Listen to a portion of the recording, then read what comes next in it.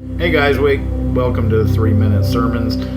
Today I'm going to talk a little bit about false teaching. Are we getting the right message? Even your church, it's not, God is not going to get angry at you for questioning the message you're getting from your church. I'm not here to, plant a seed in your head that your church is teaching the right thing, but you can easily compare what's being said with the actual gospel and figure that out for yourself. Colossians 2:8-10, Message version. Watch out for people who try to dazzle you with big words and intellectual double talk. They want to drag you off into endless arguments that never amount to anything. They spread their ideas through empty traditions of human beings and the empty superstitions of spirit beings.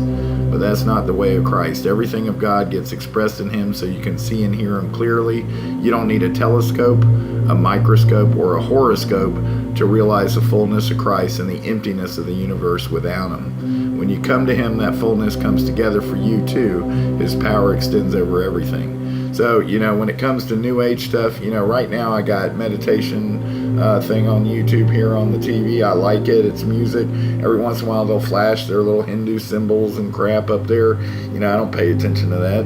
I know who the real deal is. I know who God is. There's one and only God, Jesus Christ. But anyway, I listen to that. I got a Buddha right here. I read Buddha's teachings. I read Sun Tzu, Art of War. I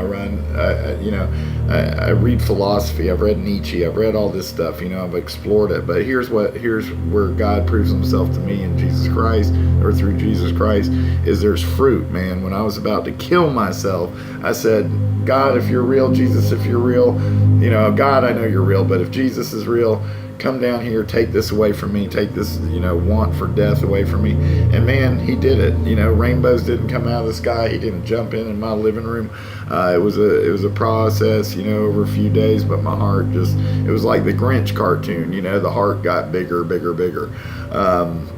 miraculously through the Holy Spirit and Jesus Christ by simply asking Him into my life. But anyway, you're going to find there's times where you're going to get false teaching. You get preachers who are up there just prosperity preaching or preaching. God knows the motive in their heart, and sometimes it's hard for us to see it. Jesus said they'll come like wolves in sheep's clothing. Paul experienced this in a lot of church. But it's with us people too. 2 Timothy 4:3-5. You're going to find there's times when people have no stomach for solid teaching. They're going to fill up on spiritual junk food, catchy opinions that tickle their fancy. They'll turn their backs on truth and chase mirages. But you keep your eye on what you're doing. Accept the hard times along with the good. Keep the message alive and do a thorough job as God's servant. And that's what we're supposed to do. So thanks again for watching 3 Minute Sermons.